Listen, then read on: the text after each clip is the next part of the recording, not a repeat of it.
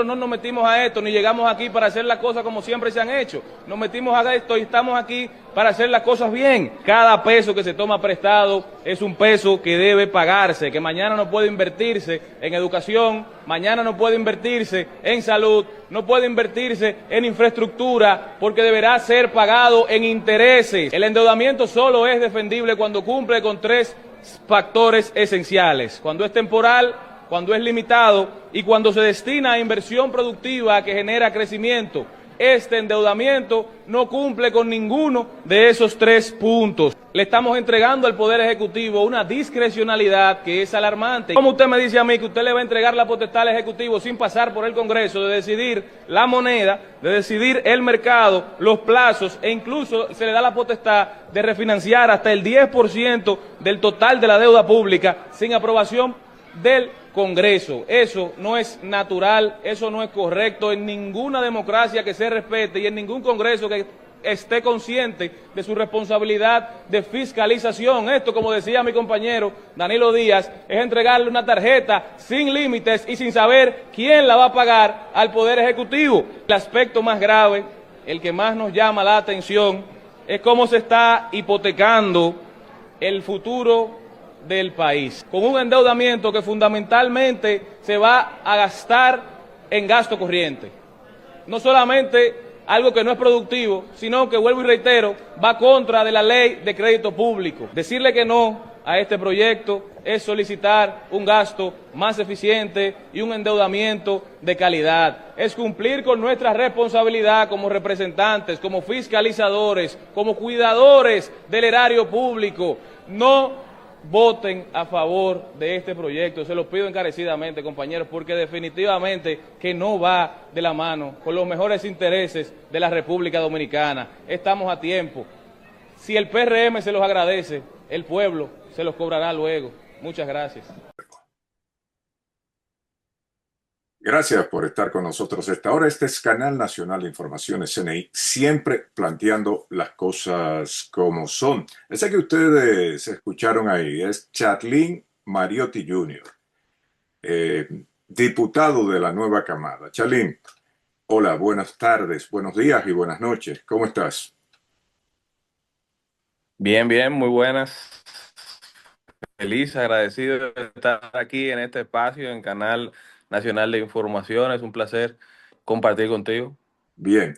Charlín, ese video que vimos anteriormente, tú en el Congreso Nacional, me parece que fue en diciembre, cuando eh, los congresistas oficialistas aprobaron un paquete de 401.000 millones de pesos.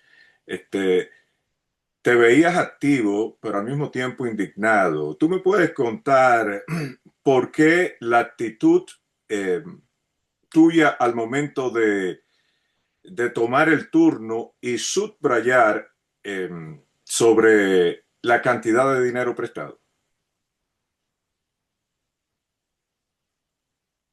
Claro, lo que pasa es que esa ley fue una ley de bonos aprobada luego del presupuesto, es decir, presupuesto nacional, que estaban destinados a obras de infraestructura, pero esta ley en específico, esos 400.000 millones de pesos, estaban destinados a pago de deuda, básicamente, y a pago de nómina. Entonces, la ley de crédito público establece claramente que no se puede endeudar el país, que no debemos endeudarnos para pagar nómina, y el gobierno del PRM ha hecho endeudamientos para pago de nómina, para gasto corriente de manera clara en 4 ocasiones. Lo están haciendo desde el 2020, eso nunca se había visto antes, y esto lamentablemente está afectando mucho la capacidad de pago y hasta las puntuaciones que tiene la República Dominicana, porque cuando usted asume deuda para... No para invertirlo, no para cosas que generen retorno, no para infraestructura, no para hospitales. Al final tú no estás construyendo una capacidad de pago importante y lo que estás es lacerando la capacidad de cumplir con los compromisos y de acceder a nueva deuda cuando sea necesaria para inversiones que sí generen retorno para el país. Es una forma de hipotecar el futuro, y cada peso que se toma prestado es un peso que no podrá invertirse en educación, como yo decía, no podrá invertirse en salud porque deberá ser pagado en intereses. Entonces, esa visión de endeudamiento es la que no compartimos. No es un tema de deuda buena o mala, o de deuda mala totalmente, es de deuda que no hace sentido. Ahora, 401 mil millones de pesos dominicanos. Estamos hablando de 6.500 millones de dólares alrededor, más o menos esa cantidad. ¿Tú tienes acceso a la cantidad de dinero que ha tomado el gobierno de Luis Abinader en estos 5 años y tanto?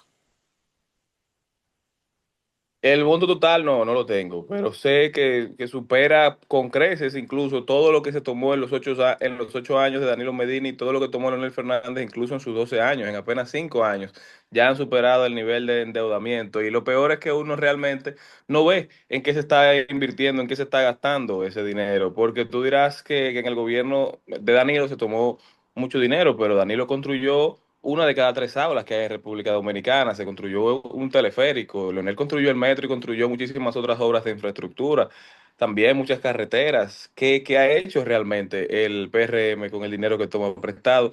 Aparte de gastarlo en nómina, en alquileres, esa es la pregunta que uno se hace. Y tú que estás en el Congreso Nacional, tú no hablas con los compañeros tuyos, tus colegas de la Cámara de Diputados, los que pertenecen al Partido Revolucionario Moderno, y le dices, oye, pero ustedes se están sumando a la destrucción de la República. Si no mal recuerdo, la deuda pública con esos 6.500 millones de dólares ya anda entre 81 mil y 83 mil millones de pesos, toda la deuda del Banco Central y la deuda del gobierno dominicano. ¿Estoy en lo correcto o no? Sí. Sí, sí, claro que sí. Y uno trata, obviamente, de apelar a la conciencia, de apelar a la razón de los compañeros, pero lamentablemente en la mayoría de las modificaciones, que para mí es uno de los grandes errores que estamos cometiendo como el primer poder del Estado, con nuestra labor es fiscalizar y proteger los recursos del pueblo, proteger el erario. Ya, ¿pero qué te dicen tus colegas PRMistas a la hora de que aprueban eso? Si no más recuerdo, esos 400 mil millones de pesos lo aprobaron en 2 horas. Sí, al final la visión es cumplir con el compromiso que ellos entienden que tienen con el presidente de la República y con su visión de país, con lo que mandan sus ministros de Hacienda, sus ministros de Economía, que en este caso ya es el mismo, el que manda el presupuesto. Y lamentablemente, vuelvo y reitero, estamos renunciando a esa capacidad de fiscalización que debe ser clave y esencial en un parlamento, en un congreso que se respete y que realmente aspire a hacer sus labores. No te digo, hay algunos disidentes, hay algunos que incluso están de acuerdo conmigo, pero me lo dicen y luego entonces votan a favor de los proyectos. Y yo creo que le hacemos un flaco servicio a la institucionalidad del país cuando cedemos simplemente a la visión que tiene el Ejecutivo y no tratamos de mejorar los proyectos que llegan en pos de la ciudadanía, del ciudadano de a pie, del que realmente merece que cada peso invertido se invierta para mejorar su calidad de vida.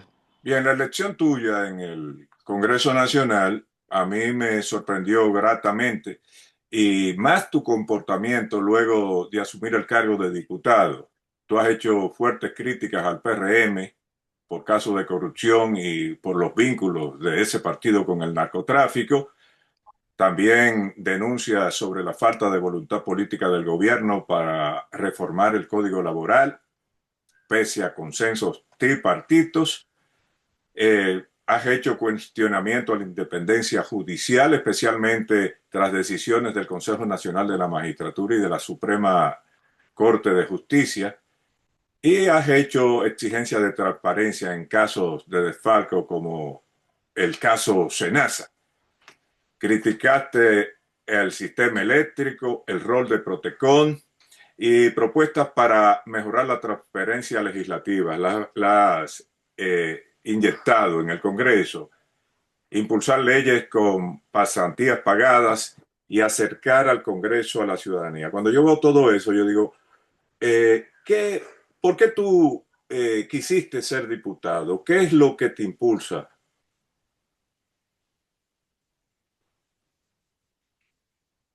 Mira, bueno, y tú que me conoces toda la vida, sabes que yo siempre he tenido inquietudes sociales. Yo al final no diría que la vena de político se hereda, pero sí, uno ha estado en contacto con este mundo desde muy joven y siempre de una u otra forma pensé que estaría vinculado al mismo, quizá detrás de cámaras, quizá detrás de los procesos en compañía a candidatos, sino como el candidato. Pero en el 2022 más o menos se vino dando la oportunidad de esta aspiración y en principio lo que se estimaba es que yo iba a ser candidato por Monteplata, que es donde nací, que es de donde al final uno tiene quizá tus raíces.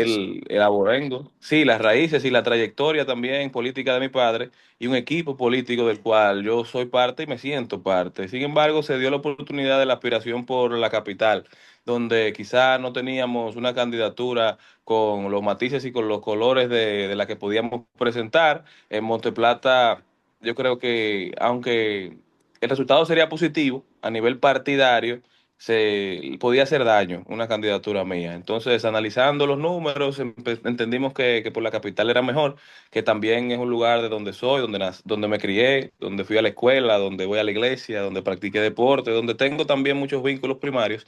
Y gracias a Dios salimos a tocar puertas, casa por casa, sector por sector, y logramos concitar el apoyo de mucha gente y con una boleta fuerte también del Partido de la Liberación Dominicana en un momento difícil para la organización. Gracias a Dios conseguimos la quinta plaza de las 6 diputaciones del Distrito Nacional, de las 6 curules que estaban en juego aquí en la capital. Y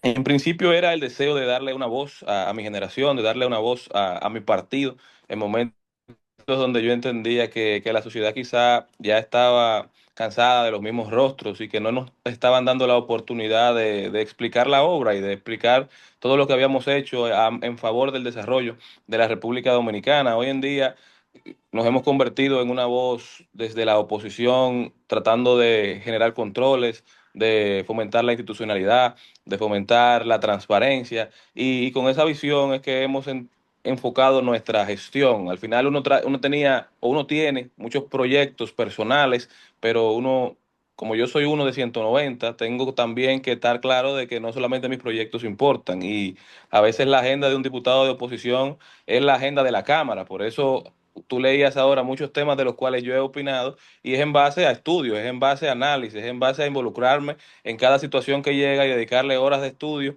a código penal, código procesal penal, al código laboral, al código o al código tributario y tratando de que esa mayoría avasallante que logró el oficialismo a base de papeleta, básicamente, son más de 145 diputados, creo que son 146 de 190. No, que la Cámara, que eso no se sienta tanto en la Cámara, por lo menos en el momento que tenemos que resaltar las oportunidades de mejora que presentan todos los proyectos e incluso cuando algo está mal, denunciarlo y someter las mejoras y las posibilidades de hacer las cosas bien que nosotros vemos. Esa es la visión con la que hemos enfrentado esta responsabilidad que gracias a Dios y al pueblo hemos adquirido. Fue muy dura la campaña donde tú saliste diputado. Te pregunto esto porque tu partido, pues en términos presidenciales sacó un 10% y en el Distrito Nacional no le fue nada bien. Por eso me sorprendió que pudieras en una circunscripción bien batallada como la 1, el alcanzar la posición de diputado. Sí, fue compleja, fue muy difícil. Yo realmente, como te explicaba, no tenía una estructura política que me apoyara. Al final, la mayoría del apoyo, obviamente sí, de mucha gente de mi partido que entendió que nosotros éramos la candidatura más potable, pero también del entorno, de mucha gente extra partido que entendió que podíamos hacer un buen trabajo, que le gustó la campaña, que le gustaron las propuestas, que entendía que éramos quienes mejor lo representaban y el partido te pasaba por un momento muy difícil todavía, incluso en esta circunscripción, en la 1, todavía pasamos por momentos difíciles. Estamos en un proceso de reconstrucción. Esta es una circunscripción heterogénea. Aquí hay todas las clases sociales, sin embargo, hay una predominancia de clase media alta, y llegar a esos hogares es muy difícil porque tú no puedes tocar la puerta. son muchas torres, son edificios. Al final tú tienes que utilizar otros medios alternativos y yo creo que ahí fue que tuvimos mucho éxito con la campaña que hicimos a través de redes sociales, los temas que abordamos, primer empleo, temas de seguridad, temas de accesibilidad a llegar a fin de mes y eso al final caló y gracias a Dios, vuelvo y reitero, conseguimos el apoyo de la gente que necesitábamos. ¿Tú te consideras un electo a través de las redes? ¿El impulso grande te lo dio las redes o Yo el creo que día a día que tú tuviste en los barrios de la circunscripción 1? mire, yo creo que fue una dupla. Yo creo que ambos aspectos tuvieron mucho impacto en el reconocimiento. Cuando hacíamos las encuestas, yo me llamo igual que mi padre, o sea que quizá había gente que, perdón, yo sé que tú estás en Alemania, eso no se ve allá, pero aquí tú sabes que los motores son parte del día a día. No, no, no te apures por eso. Continúa. Yo creo que fue un poco de ambas. O sea, era importante que nos vieran en las redes, pero también era interesante cuando la gente nos veía en la calle y decía, tú eres el de los videos. Y cuando veían los videos, entonces decían, ah, pero ese era el que estaba aquí hace unos días. O sea que es un esfuerzo en ambas plataformas, tanto en el terreno, en el día a día, como en los medios tradicionales, haciendo entrevistas en televisión, como en las redes sociales para YouTube, para Instagram, con los videos tratando de llevar nuestro mensaje a la mayor cantidad de personas posibles. Yo creo que en esta época no hay una sola fórmula, uno tiene que integrar todas los canales posibles, aprovechar esa omnicanalidad que te ofrece las redes y obviamente sin descuidar el territorio, sin descuidar la calle, sin descuidar el casa por casa, que también es esencial para uno poder hacer un buen ejercicio de representación. Que después de un año, 4 meses, un año, 5 meses en la Cámara Baja, ¿qué podemos esperar en el otro trayecto tuyo? ¿Te has movido bien? ¿Has tomado temas de impacto nacional? ¿Has sido el portavoz en la Cámara Baja de la propuesta de indexación? Que me parece que quedaste un poquito frustrado con el asunto de que al final el gobierno ni caso le hizo a la propuesta que en la Cámara Alta la formuló Omar, pero que tú fuiste representante de esa propuesta en la Cámara Baja. ¿Cómo te sentiste al excluir Sí, a sí, los un poco trabajadores de la frustrado. indexación? Realmente esa es la palabra, frustrado, pero entendiendo y aprendiendo que, vuelvo y te reitero, que mi voluntad no siempre se va a lograr imponer, aun cuando entendamos que es la correcta, que tenemos la razón y que simplemente estamos solicitando que se cumpla con la ley. Lamentablemente el gobierno tiene otra visión, por eso estamos trabajando y vamos a someter esta semana una acción en inconstitucionalidad contra el presupuesto nacional. ¿Por qué? Porque la indexación y la equidad tributaria son principios constitucionales y realmente cuando tú decides derogar el artículo que en el Código Tributario le establece para que no se le cobre impuestos sobre la renta según las escalas de indexación hoy a todo el que gana menos de 52.000 pesos, tú estás atentando contra la capacidad de una familia de llegar a fin de mes, estás atentando contra la dignidad del trabajo y vuelvo y te reitero con la equidad tributaria, que es un principio que establece la Constitución. Entonces vamos a estar sometiendo esa acción, pero no lo vamos a hacer como diputados, porque la Constitución establece también que para someter una acción en inconstitucionalidad como diputado necesitamos las dos terceras partes de la Cámara de Diputados, de la matrícula, y obviamente la oposición no llega ni siquiera a la dos terceras partes. Entonces lo vamos a hacer en la condición más alta que nos otorga la Constitución, que es la condición de ciudadano. Y vamos a estar sometiendo esta iniciativa a través del Tribunal Constitucional lo vamos a hacer ahora en enero para que el tribunal tenga todo el año para decidir, porque en el pasado acciones de esta naturaleza no se han podido fallar porque la ley de presupuesto sobre la cual se somete la acción en inconstitucionalidad perime, o sea, se vence cada año y luego entonces hay que votar otra y cuando o el objeto no está vigente, bueno, ya una decisión del TC no tiene sentido. Eso es lo que ellos han alegado en el pasado. pero como esta es una ley que si bien es cierto que vence todos los años, hay que aprobar otra, entendemos que un año es suficiente tiempo para que ellos puedan dilucidar sobre esta y marcar un precedente para el futuro de que ya los gobiernos no tengan la potestad de derogar la aplicación del 327, del 296 del Código Tributario para que año tras año se vaya haciendo la indexación, porque en el pasado la inflación no era tan alta, pero desde el 2020 a la fecha la inflación se ha disparado y hoy tenemos desde la última vez que se hizo la indexación una inflación acumulada de más o menos 52%, es decir, que el aumento ha sido realmente impactante. El gobierno dice que dejaría de percibir unos 19.000, 18.500 millones, pero también ahí vemos que en el presupuesto nacional se aprobó un aumento en remuneraciones, es decir, en salarios, de ese mismo monto. O sea que si tú no le subes el salario o si tú no aumentas la nómina en personas que realmente no están haciendo su trabajo, porque cuando tú analizas el deterioro de los servicios básicos, evidentemente que el aumento en nómina y el aumento en sueldos no se refleja en una mejora de la calidad de servicios, bueno, pues entonces tú puedes devolverle capacidad adquisitiva al que sí está trabajando, devolverle esos 2.000, 3.000 pesos al mes, que quizá para mucha gente no sea nada, pero para las familias que están pasando un mal momento para completar su compra, eso significa bastante y además dignifica la labor, no quitándole el producto del sudor de su frente a la gente. ¿Tú crees que demandando ante el Tribunal Constitucional, tú mismo, que en este año y 4 meses has cuestionado la independencia judicial, tendrá algún tipo de efecto? Recuerda que el Tribunal Constitucional no hace tanto tiempo, pues fue cambiado, muchos jueces fueron incluidos dentro de ese tribunal y responden a todas luces a la voluntad del presidente de la República. ¿Tú estás confiado en que a través del Tribunal Constitucional ese paso puede generar algún tipo de vía que conduzca a presionar al gobierno de Luis Abinader a aprobar la indexación? Mira, tengo fe que ellos tomarán la decisión correcta, la decisión de derecho, no la decisión que yo quiero o la que yo entiendo que debe tomarse, porque la acción está muy bien justificada, porque la hemos hecho con profesionales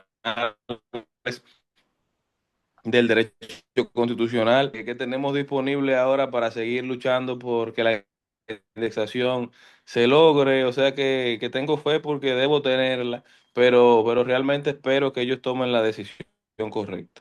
Oye, Charlín, ¿qué va a pasar contigo, tu carrera política, luego de que tú cumplas los 4 años? Por ahí vi hace unos meses atrás a Bengochea, el asesor o el que era asesor de Luis Abinader, pues piropeándote de una forma, destacándote entre las luces de la juventud dominicana en la política. ¿Qué va a pasar contigo? ¿Te vas a quedarte en la Cámara de Diputados o quieres dar un paso más adelante?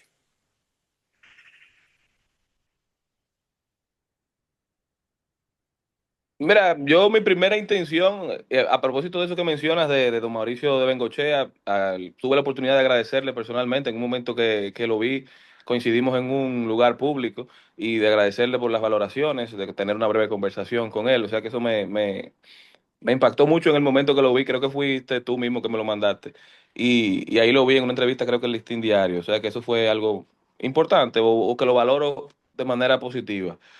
El tema de la carrera, mi interés ahora mismo es quedar bien en mi función como diputado. Hemos aprendido mucho en este año y 4 meses, o sea que tengo muchas expectativas para el tiempo que nos queda, de poder realmente hacer un impacto en, en las decisiones que se tomen desde la Cámara de Diputados por el trabajo que venimos realizando. Y el futuro dirá lo que nos tiene. Yo creo que el primer compromiso es quedar bien y Dios mediante seguir aportando desde donde nos toque. ¿Tú, Pero tú, estoy tú, muy feliz como diputado, tengo que tú, admitir. tú te sientes bien con el grupo de diputados que están? ¿Tú lo consideras a la altura, que son personas que pueden analizar las leyes para una mejoría del pueblo dominicano, o tú piensas por el contrario que hay muchas personas que llegan a ser diputados sin tener la mínima cualidad para para poder entender los problemas que afectan el país y poder utilizar las leyes que más beneficien a República Dominicana. Es algo caliente y piénsalo bien porque cuando viene a ver no te dejan entrar si das alguna respuesta que se sientan agraviados. No, mira, yo creo que como en la sociedad hay de todo, como en la Viña del Señor, ¿verdad? Pero yo he hecho muy buenas relaciones con gente con experiencia, gente que como yo llega por primera vez. Lo que sí te digo es que todo el que está ahí, todo el con el que yo me relaciono, tiene en su corazón la intención de trabajar por el país, de hacer las cosas bien hechas. Obviamente hay momentos donde hay criterios externos y partidarios que lamentablemente se imponen en contra incluso de los mejores intereses de la ciudadanía, pero a título personal, mucha gente valiosa, mucha gente de la cual se aprende, y lo importante de un grupo tan, digamos, variado como la Cámara de Diputados, donde hay 190 cabezas pensantes, 190 personas que tienen incidencia en sus comunidades, que representan cada rincón de la República Dominicana, es la diversidad de visiones, la diversidad de formas de ver la vida. Se parece mucho a la modalidad de los MBAs. Yo recuerdo cuando yo hice el máster en negocios, el MBA aquí lo hice en el país, una de las principales atributos que te dicen es que tú vas a aprender de diferentes ópticas, que tú vas a estar en una misma aula, no solamente con abogados, como en mi caso, ya tú vas a estar con ingenieros, con doctores, con publicistas, y tú vas a poder analizar los problemas desde las diversas aristas. Y yo creo que ese también es uno de los beneficios que tiene tener una Cámara de Diputados llena de personas de todo el país, de diferentes, con diferentes historias, con diferente formación, porque cada problema tú lo analizas desde un punto de vista distinto, y yo creo que eso solamente enriquece el debate. Este es un congreso relativamente joven, es un congreso donde la mayoría de los diputados son diputados que llegan por primera vez, cuando quizá la regla ha sido que la mayoría de los diputados que componen un congreso repiten. Aquí hay mucha gente que llegó con mucho brillo, que llegó con muchas ansias de hacer las cosas bien hechas, y yo creo que eso es lo que ha hecho posible que con nuestros retos, ¿verdad? Con los retos que tiene la falta de experiencia, pero yo creo que lo complementamos con el deseo de hacer las cosas bien, hayamos podido aprobar leyes importantes que quizá no hayan tenido todo lo necesario para hacer la ley que el país necesita, pero que sin duda han sido avances. En el caso de los préstamos que ha tomado el gobierno y la estricta voluntad de los diputados oficialistas de aprobar todo lo que desde la presidencia se le envíe, de Hacienda se le envíe,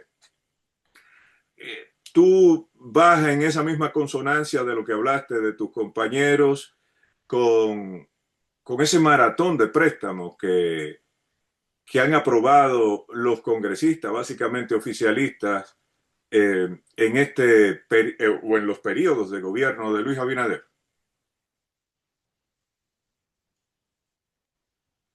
Sí, como te decía, yo no creo que la deuda sea buena o mala por el hecho de ser deuda. O sea, o que sea mala simplemente por ser deuda. Yo creo que, vuelvo y te reitero, hay deuda positiva, que es la deuda que se va a tomar para generar riqueza, y hay deuda que es mala, que es la deuda que se toma para pagar nóminas, para pagar alquileres, para pagar gastos corrientes, Una de la las deuda a corto ni a largo plazo. Esa es la deuda que yo creo que hay. Sí, Una de las cosas, Charlie, te que escucho. yo veo que ustedes no destacan, es que más, creo que dentro del 75-77% de todos los préstamos que ha tomado el gobierno de Abinader son vía bonos soberanos. Los bonos soberanos tienen la particularidad que no son préstamos iguales que lo que tú tomas con el BID o lo tomas con el Banco Mundial o el FMI, sino que son préstamos que, que tú los manejas como tú quieres. Aparte de que el interés es más alto que los préstamos que te pueden dar organismos multilaterales, el, el, el interés es mayor. Aparte de eso, tú haces uso como tú lo quieras. No hay quien te pare. Si tú quieres, lo gastas en sueldos. Si tú quieres, te lo metes en los bolsillos. Y los tenedores de bono no te van a decir que no lo haga, porque ellos lo que quieren es que le pagues exclusivamente a la hora que le toque sus intereses y a la hora que le toque su capital. ¿Por qué ustedes no han machacado, no han acentuado ese comportamiento del gobierno a la hora de seleccionar bonos soberanos por encima de bonos de organismos internacionales?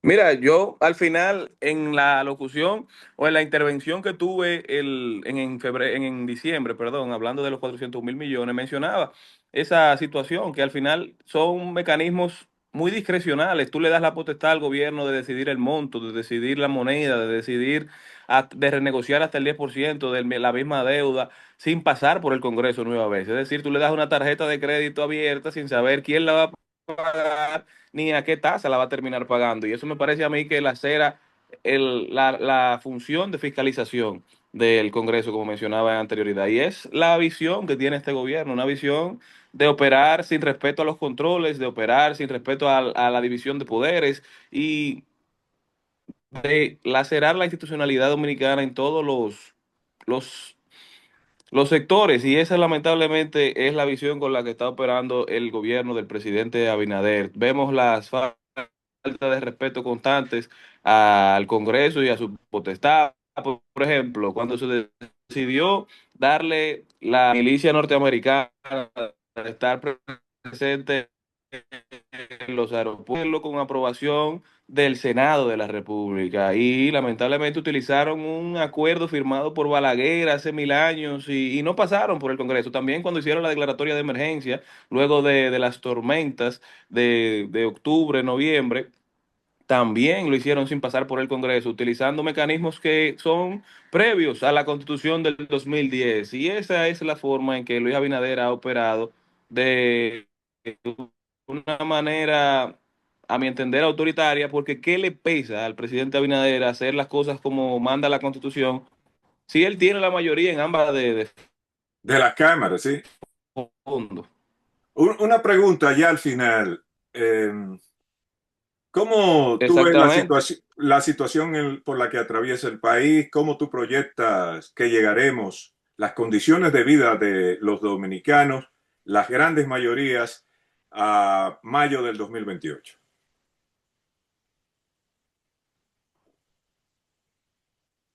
No sabe en qué dirección se dirige y lamentablemente yo creo que nos está el que lleva el timón del Estado Dominicano ahora, que es el gobierno del PRM y Luis Abinader de manera específica, no tienen un plan, no tienen una visión que implementar, están improvisando y esa improvisación, esa falta de gestión, esa falta de capacidad gerencial, yo creo que le está saliendo muy cara a este país. La verdad es que uno quisiera que encontraran el rumbo, que encontraran el norte, porque cuando al país le va mal, no es a un partido que le va mal, es a todos los ciudadanos y realmente necesitamos que las cosas mejoren porque este año fue muy malo económicamente y gran parte de la razón por la que este año fue un año de muy bajo crecimiento, una proyección de un 5, 4,5% y no alcanzamos ni siquiera un 2 de crecimiento como estamos acostumbrados, no llegamos ni siquiera a un 2, vuelvo y reitero, fue por la baja inversión pública que se hizo en el presupuesto del 2025, que se aprobó en el 2024. Este año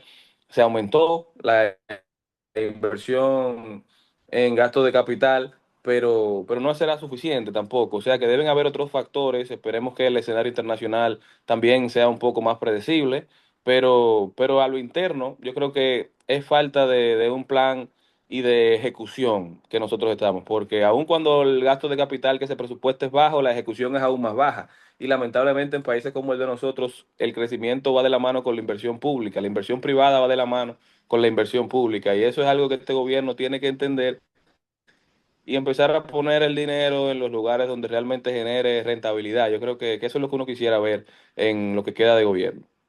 Bien, escucharon a Charlie Mariotti Jr., promesa de la política, diputado ya, ganó las elecciones en la circunscripción 1 con el PLD, un partido que iba hacia abajo. Y de alguna forma en la circunscripción 1, el señor Mariotti le acaba de salvar la campana al Partido de la Liberación Dominicana porque hay un diputado de esa circunscripción que representa a el Partido de la Estrella y Morado. Charlie, un placer de tenerte aquí. Ojalá que no sea la última vez. Mucha suerte en tu carrera política y mucha suerte también en tu vida personal.